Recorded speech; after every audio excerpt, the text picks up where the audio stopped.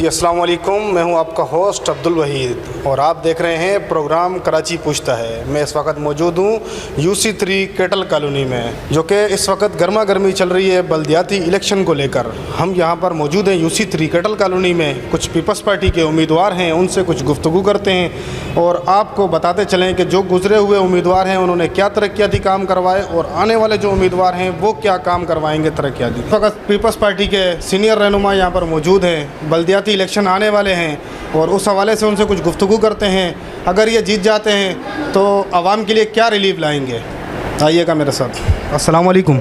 वालेकुम अस्सलाम। सर कैसे हैं, खैरियत से? खैर, शुक्र है अल्लाह का। सर ये बताइएगा, मलक तारिक साहब, इस वक्त आप सीनियर रहनुमा हैं पीपल्स पार्टी के, तो काफ़ी टाइम से आप वाबस्ता हैं पीपल्स पार्टी के साथ। तो इस वक्त इंशाल्लाह आप अगर इलेक्शन जीत जाते हैं तो क्या उम्मीद है आवाम की आपसे जो आप पूरी करने जा रहे हैं? सबसे पहले तो मैं आपकी हरपल न्यूज़ टीम का शुक्रिया अदा करता हूँ कि आप हमारे UC ऑफिस में आए, हमारी आवाज़ का ज़रिया बने ऊपर तक पहुँचाने में। आपने सवाल किया कि अगर हमारी टीम जीत जाती है तो हमारे क्या प्रोग्राम हैं, तो यकीनी सी बात है कि पाकिस्तान पीपल्स पार्टी का जो कारकुन है वो जियाला कारकुन होता है और वो 24 घंटे चार्ज होता है और एक्टिव होता है। ताज़ा हमारा जो जहन में जो प्रोग्राम है वो और जो अभी हमारे MPA साहब की जो ADP के काम हैं वो अभी इलाके में चल रहे हैं, जिसमें रोड है, सेवरेज के काम हैं, जिसमें इसकी वाटर सप्लाई की लाइनें हैं और स्टेडियम है, पार्क हैं। जी सर ये बताइएगा, आप इस वक्त जो कराची के अंदर काफ़ी ऐसे इलाके हैं जो लीज़ की तरफ जा रहे हैं, तो ये आपकी केटल कॉलोनी कब से ये जो आबादी है यहाँ पर आबाद है और इसका लीज़ का क्या सिलसिला है? असल में कराची में जो सहूलियात गवर्नमेंट देती है वो लीज़ इलाकों को ज़्यादा सहूलियात होती हैं और रेवेन्यू डिपार्टमेंट जो है वो हर साल वो कराची की ज़मीनों के रेट मेंशन करता है, जिसमें हम जो हैं वो बिन कासम एरिया में आते हैं, तो जिसको दूसरे लफ्ज़ों में मज़ाफ़ात का एरिया कहा जाता है। अब यहाँ पर हमारे यहाँ से पूरी कराची को जो दूध, गोश्त, भूसा, घास, ये चीज़ें सप्लाई होती हैं, तो ये अरबों रुपए की जो है यहाँ ये कारोबार होता है। लेकिन इनके लिए जो है वो गवर्नमेंट की तरफ से जो वो हमसे टैक्स की सूरत में जो अरबों रुपए जनरेट करते हैं, लेकिन वापस रिटर्न जो है वो इस इलाके में नहीं लगाते हैं। इसकी मुतअद्दिद बार मैंने सैयद आगा रफ़ीउल्लाह साहब को और अपने MP हैं हमारे PS 90 के राजा अब्दुल रज़ाक साहब, जब इनको हमने इनकी शिकायत की कि भाई हमें यहाँ ये चीज़ें जो हैं ये सहूलतें मुहैया की जाएँ, तो उन्होंने इसके लिए बहुत ज़्यादा कोशिश की। उसमें जो लीज़ के हवाले से है वो हमारे MP राजा अब्दुल रज़ाक साहब ने वो पूरी उसकी जो है ना नुमाइंदगी की है और कमेटी यहाँ आई और कच्ची ये जो हमारी ज़मीन है केटल कॉलोनी जो है ये KMC के उस ज़ुमरे में आती है और जो मुस्लिम लीग कॉलोनी है जहाँ आप बैठे हुए हैं ये कच्ची आबादी अथॉरिटी की ज़मीन है। ये 45 एकड़ और कुछ घंटे जो है ये ज़मीन है।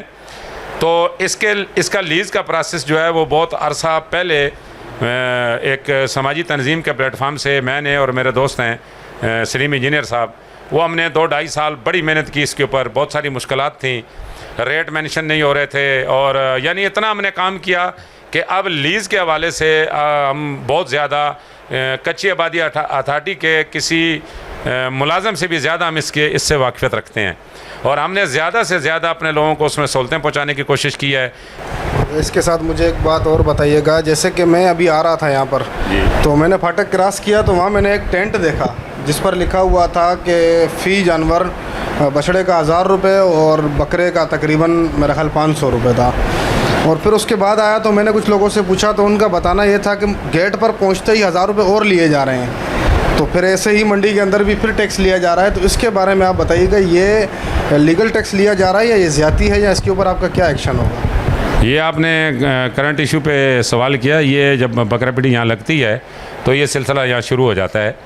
असल में जो टैक्स फाटक पर जो आपने देखा तंबू लगा हुआ है वो हमारी जो गवर्नमेंट है सिंध गवर्नमेंट के DMC या KMC के तावन से वो बारगेनिंग से और तय होने के बाद जो उसका रेट मुकर्रर किया जाता है वो 1000 रुपये तो वहाँ वो ले रहे हैं। लेकिन हमारे यहाँ रसूल खान सदर साहब को, जनरल सेक्रेटरी जावेद इकबाल काको को, हमारे वाइस चेयरमैन के उम्मीदवार भी हैं यहाँ से पाकिस्तान पीपल्स पार्टी के, गफ़ार ख़ान हैं, जुल्फ़कार टलानी हैं, हमारे यहाँ पर दीगर हमारे दोस्त हैं, वो फिर उन लोगों ने उनको शिकायत की यहाँ दफ्तर में आके कि हमसे जो है ये नाजायज़ पैसे लिए जा रहे हैं, 1000 वहाँ वसूल किया जाता है और 1000 रुपये हमारे यहाँ बकरा पीढ़ी के अंदर हमसे वसूल किया जाता है। तो इसमें हमारे दोस्त हैं अब्दुल हमीद गुजर साहब, उनको भी लोगों ने शिकायत की, वो भी आए और यहाँ पर आकर बड़े खुश असलूबी से ज़िम्मेदार लोगों से ये बातचीत करके तो ये तय कर दिया गया है कि वो 1000 रुपये जो बकरा पीढ़ी में ले रहे थे वो अब नहीं लेंगे। अगर वो लेंगे तो वो इंशाअल्लाह ताला पाकिस्तान पीपल्स पार्टी के ही तामन से वो गिरफ़्तार होंगे। वो अगर गुंडागर्दी करेंगे गरीब लोगों के साथ, माल ख़रीदने वालों के साथ, माल बेचने वालों के साथ, तो उनको इंशाअल्लाह ताला कैफ़रे किरदार तक पहुँचाएँगे। अब 100 रुपया अंदर तय हुआ है कि वो 100 रुपया देंगे और वो 100 रुपये ही ले रहे हैं। अगर फिर भी मेरी आवाज़ अगर कोई लोग सुन रहे हैं, उन तक अगर कोई शिकायत पहुँचे तो वो यूसी के दफ्तर में रब्ता करें, इंशाअल्लाह ताला हम उनकी शिकायत रफ़ा करवाएँगे। सर इसके साथ एक सवाल मेरा और है, जब मैं कैटल कॉलोनी में जब इंटर हुआ तो फाटक से उस तरफ भी एक शाह लतीफ़ का सेक्टर है जो कि मैदान खाली है पटड़ियों के साथ, वहाँ पर भी मैंने कुछ मरे हुए जानवर देखे थे। जब मैं अंदर इंटर हुआ तो कुछ मंडी के भी आगे पीछे कैटल कॉलोनी के जो मैंने मरे हुए जानवर देखे, तो इसकी कोई सफाई सुथराई या इस बारे में आपका क्या ख्याल है? इसमें मैं बिल्कुल जो है ना, इसमें कोई मुबालगा नहीं है कि इसमें हमारी जो डीएमसी है इसकी नाअहलियत है ये कि जहाँ इंसान होते हैं, ज़िंदा होते हैं, वफ़ात पाते हैं तो उनके लिए कब्रस्तानों के लिए ज़मीन मख्तस की जाती है। और जो इसका कानून है जानवर के फ़ौत हो जाने का, जानवर ख़त्म हो जाता है तो उसके लिए ये 3 फुट गड़ा और 2 किलो चूना ये उसमें डाल के और उसको तल्फ़ करते हैं ताकि उसकी बदबू और ताफ़न जो है वो इलाके में ना फैले। लेकिन यहाँ ये है कि उसको भी कमाई का ज़रिया बनाया हुआ है और वो जो मुर्दारी के जानवर हैं उनको रोडों में फेंक दिया जाता है। और उसके लिए कई बार हमने शिकायत भी की है, MNA साहब को की है, अपने MPA साहब को की है, फिर DMC में हमारी तंजीम के लोग गए हैं, हम गए हैं सारे, कई बार हमने इसका जिक्र किया है। और ये दरअसल हमारे जो डिप्टी कमिश्नर साहब हैं ये उनके ज़ुमरे में आता है कि वो यहाँ उसके लिए एक बाकायदा ज़मीन जो है वो अलाट करें ताकि जो जानवर मर जाता है तो उस जानवर को वहाँ जाकर लीगल तरीके से उसको तलब कर दिया जाए। इसके साथ मैं एक सवाल आपके साथ और करूँगा। ये इस वक्त जब मैं आ रहा था वहाँ पर फाटक काफ़ी देर से जाम था, जो कि एम्बुलेंस को भी आने जाने में परेशानी हुई वहाँ पर, क्योंकि मरीज़ होता है वो सीरियस होता है तो वो जब अगर ट्रैफिक में फंस जाए तो उसको जान का ख़तरा रहता है। तो यहाँ पर एक ब्रिज बनाया जाए जो कि अभी तक नहीं बना, या इसके बारे में आपका क्या ख्याल है, बनेगा ब्रिज या ऐसे ही फाटक चलता रहेगा? इस तरीके से ये जो पुल है ये एक हमारी कैटल कॉलोनी का एक बुनियादी, एक मेहरान हाईवे की तरह एक बुनियादी इशू है जिसके ऊपर कभी भी किसी ने तवज्जो नहीं दी। तो हमारे MPA साहब ने CM साहब के गोश गुजार जो है वो ये हालात किए, तो उन्होंने इसके ऊपर एक खसूसी वो विज़िट भी हो चुका है। MPA साहब ख़ुद तशरीफ़ लाए हैं, MNA साहब ख़ुद तशरीफ़ लाए हैं, इन्होंने यहाँ विज़िट किया है और यहाँ की आवाम की आवाज़ के ऊपर, यहाँ इनकी ख्वाहिश के ऊपर और इलाके की ज़रूरत को मद्देनज़र रखते हुए वो बड़ी तेज़ी से इसके ऊपर काम कर रहे हैं। और CM साहब सैयद मुराद अली शाह साहब खसूसी दिलचस्पी रखते हैं। जी बिल्कुल, जैसा कि आपने देखा ये थे मलक तारिक महमूद साहब जो सीनियर रहनुमा अब्दुल सत्तार हिमायती जो कि साबिक मेंबर डिस्ट्रिक्ट कौंसल रह चुके हैं और इस वक्त हमारे साथ मौजूद हैं वो, और सीनियर रहनुमा है पीपल्स पार्टी के। उनसे कुछ गुफ्तगू करते हैं बल्दियाती इलेक्शन में उनका क्या ख्याल है और आवाम के लिए क्या रिलीफ ला रहे हैं। अस्सलाम वालेकुम। वालेकुम सलाम। सर ये बताइएगा इस वक्त जो बल्दियाती इलेक्शन होने जा रहे हैं इसके बारे में हमें कुछ बताइएगा, जो कि आवाम इस वक्त आप पीपल्स पार्टी के ऊपर नज़रें जमाए बैठी है कि काफ़ी उम्मीदें हैं जो कि आप पूरी करने जा रहे हैं, वो बताइएगा आवाम के लिए क्या रिलीफ लाए हैं आप? बिस्मिल्लाहिर्रहमानिर्रहीम। भाई हमने पार्टी में अप्लाई किया टिकट के लिए, तो हम अगर पार्टी इज़्ज़त देगी, रिस्पांस देगी तो इंशाअल्लाह ताला हम आवाम के लिए जो पहली बुनियाद है पानी की वाटर सप्लाई की, पहले पानी का मसला हल करेंगे। फिर इसका दूसरी बात रही कि हम साहब का मेंबर रहा हूँ मैं ज़िला कौंसिल का, मैंने जो इलाके काम करा है वो सबके सामने हैं, अभी भी काम चल रहे हैं हमारे, और हमारे MPA साहब की मेहरबानी उसकी तवज्जो से, हमारे राजा साहब के तवज्जो से अभी भी काम चल रहे हैं। जी भुट्टो जी। अस्सलाम वालेकुम। वालेकुम अस्सलाम। सर कैसे हैं, खैरियत से हैं? अल्लाह का करम। अच्छा ये बल्दियाती इलेक्शन होने जा रहे हैं तो आपने भी टिकट के लिए अप्लाई किया होगा?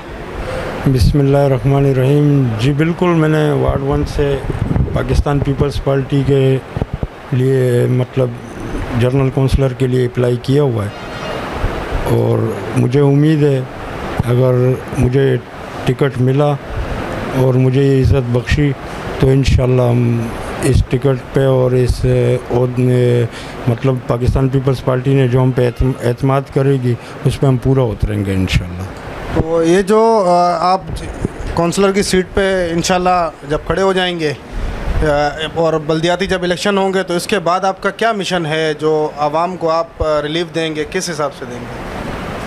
आवाम को रिलीफ तो पाकिस्तान पीपल्स पार्टी इलेक्शन से पहले भी दे रही है और हम जब से पाकिस्तान पीपल्स पार्टी के प्लेटफॉर्म से काम कर रहे हैं आज अल्हम्दुलिल्लाह 4 सालों में हमने वार्ड 1 में जो है राजा अब्दुल रज़ाक साहब हमारे MP हैं उनकी और आगा रफ़ीउल्लाह साहब हमारे MN पाकिस्तान पीपल्स पार्टी के, उनके ताउन से उनके कामों से जो वार्ड 1 के अंदर हमने पानी सीवरेज तो अल्हम्दुलिल्लाह हमने इलेक्शन से पहले भी काफ़ी काम किए और इलेक्शन के बाद भी अल्लाह ने अगर हमें इज़्ज़त दी और हम आए मैदान में तो हम इंशाल्लाह अवाम की उमंगों पे पूरा उतरेंगे और पाकिस्तान पीपल्स पार्टी खिदमत पे यकीन रखती है क्योंकि ये शहीद जुल्फ़िकार अली भुट्टो और मोहतरमा शहीद बेनज़ीर भुट्टो का ये विज़न था कि खिदमत करनी है आवाम की और हम आवाम की खिदमत पे यकीन रखते हैं। पाकिस्तान पीपल्स पार्टी आवाम की खिदमत पे यकीन रखती है।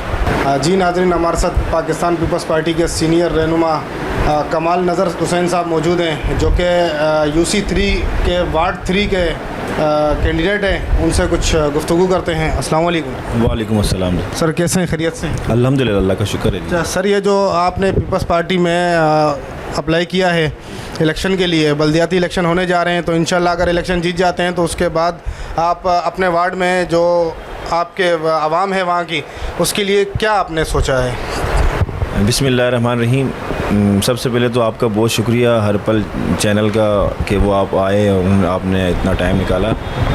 जी मैं एप्लीकेंट दरख्वास्त गुज़ार हूँ। पाकिस्तान पीपल्स पार्टी में मैंने दरख्वास्त दाखिल की हुई है कि मुझे जनरल काउंसलर के लिए टिकट दिया जाए। अगर पार्टी ने मुझे इज़्ज़त बख्शी और मुझे टिकट मिला तो इंशाल्लाह ताला पीपल्स पार्टी के जो भी यहाँ पर तंजीमी लोग थे या फिर कोई ज़िम्मेदारान थे या MP MNS थे, उन्होंने यहाँ पर तरक्याती काम किए। मेरे वार्ड में अल्हम्दुलिल्लाह अब तक एक कॉलेज का काम तरक्याती काम है वो जारी है। उसके अलावा एक वर्ल्ड बैंक की तरफ से हमारे MNA और MP साहब ने एक प्रोग्राम दिया हुआ है। 1.5 किलोमीटर रोड का काम जो चल रहा है वो इंशाल्लाह ताला इन करीब 10 से 15 दिन में फ़ाइनल हो जाएगा और वो इंटरनेशनल लेवल का रोड बन रहा है। तो हम उम्मीद रखते हैं आइंदा भी कि हमें हमारी क़यादत काम इलाके में काम करवाती रहेगी और हम इसी तरीके से बढ़ चढ़ के इलाके में सरपरस्ती भी करते रहेंगे, काम की निगरानी भी करते रहेंगे और इंशाल्लाह ताला पाकिस्तान पीपल्स पार्टी के साथ अगर टिकट हमें ना भी मिला तो जिस किसी को भी टिकट मिला हम उसके साथ भरपूर शाना बशाना उसकी कैंपेन में रहेंगे और वोट पीपल्स पार्टी के को दिलवाएंगे और इंशाल्लाह देंगे भी। अब्दुल रहीम हिमायती साहब मौजूद हैं जो कि UC 3 और वार्ड 4 के कैंडिडेट बनने जा रहे हैं। उनसे कुछ गुफ्तगू करते हैं। अस्सलाम वालेकुम। वालेकुम सलाम। कैसे हैं सर, खैरियत से? अच्छा ये बताइएगा, इस वक्त आप वार्ड 4 के कैंडिडेट बनने जा रहे हैं तो आप इससे पहले किस पार्टी से ताल्लुक़ था या फिर आप पीपल्स पार्टी से कब से वाबस्ता हैं? बिस्मिल्लाहिर्रहमानिर्रहीम। जी भुट्टो, जी अवाम। मैं इस वक्त पाकिस्तान पीपल्स पार्टी से मैंने अप्लाई किया है। वार्ड 4 से जो मेरा ताल्लुक़ जुमा मैती गोट से है और मुझे अगर पार्टी ने इस काबिल समझा तो मैं इंशाल्लाह आवाम की खिदमत करने के लिए और मुकम्मल ताउन करेंगे। और रही बात कि मेरा ताल्लुक़ किसी और पार्टी से नहीं है। मैं 22 साल से पाकिस्तान पीपल्स पार्टी से वाबस्ता हूँ। Pakistan Peoples Party culture wing district Malir का डिप्टी जनरल सेक्रेटरी, साबका डिप्टी जनरल सेक्रेटरी हूँ। जी नाज़रीन, हमारे साथ पाकिस्तान पीपल्स पार्टी के सीनियर रहनुमा रसूल खान साहब मौजूद हैं जो कि UC 3 कैटल कॉलोनी के सदर भी हैं। उनसे कुछ गुफ्तगू करते हैं क्योंकि हम अभी रास्ते से आ रहे थे तो कुछ रोड्स वगैरह टूट फूट का शिकार थे, वो भी इनसे गुफ्तगू करते हैं और आगे जो बल्दियाती इलेक्शन के बाद जो ये काम करने जा रहे हैं UC 3 में उसके बारे में भी आपको आगाह करते हैं। अस्सलाम वालेकुम। वालेकुम सलाम। सर कैसे हैं, खैरियत से? दुआ है सर। अच्छा रसूल साहब, ये बताइएगा कि जब अभी हम आ रहे थे तो रास्ते में जो रोड था केटल कॉलोनी का वो टूट फूट का शिकार था, तो इसके बारे में आपका क्या ख्याल है? इसका काम कब शुरू हो रहा है या शुरू हो चुका है? बिस्मिल्लाहिर्रहमानिर्रहीम। सबसे पहले तो मैं हर्पल न्यूज़ का बहुत शुक्रगुजार हूँ कि आप आए और हमें अपना मौका बयान करने का मौका दिया। पहला ही सवाल आपने बहुत अच्छा किया है, क्योंकि ये मेहरान हाईवे जो हमारा है ये यूसी केटल कॉलोनी का एक देरीना मसला था। बात यह कि पिछले इतवार में हमारे एमएनए और एमपीए, हमारे बल्दियाती नुमाइंदे इस इलाके से कभी भी नहीं जीते थे। 2018 के इलेक्शन में पहली दफ़ा यहाँ पे हमारे एमएनए भी मुंतखब हुआ अल्हम्दुलिल्लाह, आगा रफ़ीउल्लाह साहब, और एमपी हमारा राजा अब्दुल रज़ाक साहब, और उन्हें भी अल्लाह ने कामयाबी दी। उसके बाद 2018 के बाद अल्हम्दुलिल्लाह तरक्याती कामों का एक जाल इस इलाके में बिछना शुरू हो गया, जिसकी एक कड़ी मेहरान हाईवे भी है। आप शायद ये फाटक वाले रोड से आएँ, आप थोड़ा इसी रोड पे सीधा जाएं, 89 तक जाएं, 89 से लेके लेबर स्क्वायर के इलाके तक, यानी तकरीबन 3 किलोमीटर के एरिया पे काम उसका तकरीबन चल रहा है, डेली की बुनियाद पे और दिन रात पे चल रहा है बहुत तेज़ी से। इंशाल्लाह अब ये जो आगे का तकरीबन 3 किलोमीटर पोर्ट कासिम तक ही हमारा ये रोड जाएगा, तो बहुत जल्द अनकरीब ये मुकम्मल होने जा रहा है, और इंशाल्लाह इस रोड से हमारे इलाके के तामीर और तरक्की में एक अहम किरदार ये मेहरान हाईवे अदा करेगा। अच्छा सर, ये बताइएगा जैसे कि बाकी जगहों पर भी रोड बनाए जाते हैं, यहाँ पर क्योंकि हेवी ट्रांसपोर्ट चलता है, मेन एरिया है यहाँ पर केटल कॉलोनी, जो कि इंडस्ट्री एरिया पर ये जाकर रोड टच होता है, इंडस्ट्री एरिया रोड कहलाता है। तो यहाँ पर हेवी ट्रांसपोर्ट लोडिंग गाड़ियाँ यहाँ पर चलती हैं। जो रोड इस वक्त बन रहा है वो किस लेवल का बन रहा है? मैं समझता हूँ कि ये एक स्टैंडर्ड लेवल का बनने जा रहा है और एक इंटरनेशनल लेवल का रोड बनने जा रहा है। तकरीबन आप जाके ख़ुद अपनी आंखों से देख लें। अवाम मज़े की बात यह कि हमारे एमएनए सैयद आगा रफ़ीउल्लाह साहब ने इस पर कमेटी बनाई थी, जिसमें हर तंजीम के, हर सियासी जमात के नुमाइंदे, 3 नुमाइंदे उन्होंने लिए। वो कमेटी इस रोड की निगरानी कर रही है। तकरीबन इस रोड की 2.5 फीट तो खाली में के बता रहा हूँ कि भराई है। तो जो हमारा पिछला रोड था उससे हमारा इसका 2.5 फुट का लेवल का फ़र्क है, और एक इंटरनेशनल लेवल का ये रोड बनने जा रहा है। और क्योंकि यह हमारे पास एक्सपोर्ट प्रोसेसिंग जोन है, वहाँ से ये पोर्ट कासिम है हमारे पास, तो एक ये हेवी ट्रांसपोर्ट का, बिल्कुल जैसे आपने कहा कि यहाँ पे 24 घंटे हेवी ट्रांसपोर्ट चलती है। इंशाल्लाह एक बेहतरीन रोड बनेगा। तो सर ये बताइएगा, इस वक्त आपका जो UC3 है केटल कॉलोनी, यहाँ पर हेल्थ के हवाले से क्या इक़दाम हैं? हेल्थ के हवाले से मैं ये कहना चाहूँगा कि पिछले अदवार में भी देखें, मैंने आपको कहा हमारे एमएनए नहीं थे, एमपीए नहीं थे, तो यहाँ पे बहुत हम लोग बाकी यूसीओं की निस्बत बहुत पीछे हैं, जबकि पूरे ज़िले मलीर में वाहिद यूसी केटल कॉलोनी वाहिद यूसी है जो करोड़ों रुपए रेवेन्यू जनरेट करती है। क्योंकि सबसे बड़ी हमारे पास मवेशी मंडी यहाँ है, सामने आप देख लें। अल्हम्दुलिल्लाह दूध पूरी कराची को यूसी केटल कॉलोनी सप्लाई कर रहा है।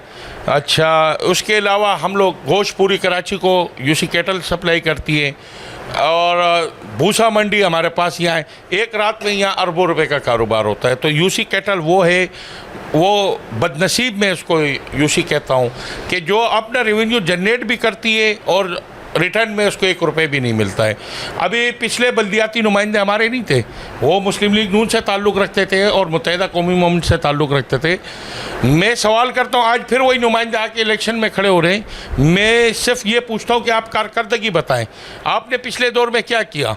आपने बात की हेल्थ के लिए क्या किया उन्होंने? मैं उनसे सवाल करता हूँ, कुछ नहीं किया। अल्हम्दुलिल्लाह अब जो हमारे मुतवक्का उम्मीदवार हैं, जावेद इकबाल काको चेयरमैन जो है, उन्होंने इस पर बहुत वर्क किया है। हमारे बिल्कुल ये आप थोड़ा सा यहाँ से निकलेंगे तो सामने ही एक साबका यूसी ऑफिस होता था। आज वहाँ पे अल्हम्दुलिल्लाह ZMT के नाम से एक बेहतरीन आगा खान के लेवल के एक हॉस्पिटल बनाए, जिसकी सिर्फ 50 रुपये की पर्ची है, जिसमें आपके 1000 रुपये के जो टेस्ट हैं वो 120 रुपये, यानी 12% पे टेस्ट हो रहे हैं। कोई भी टेस्ट है वो सिर्फ 12% पे, और बच्चों का है और लेडीज़ का वो अस्पताल है, ओनली सिर्फ लेडीज़ और बच्चों का।